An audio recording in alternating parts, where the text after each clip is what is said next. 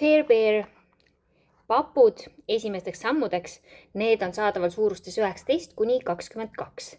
On sellised roosad lillekesega ja tuvesinisel taustal valged tähekesed.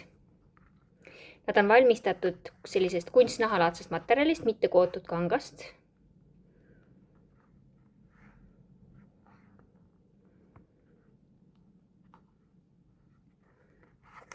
Krõpskinnitusega.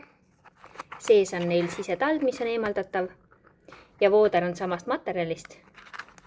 Siin kanna osas on veel selline mikrofiiber vist või isegi nahk.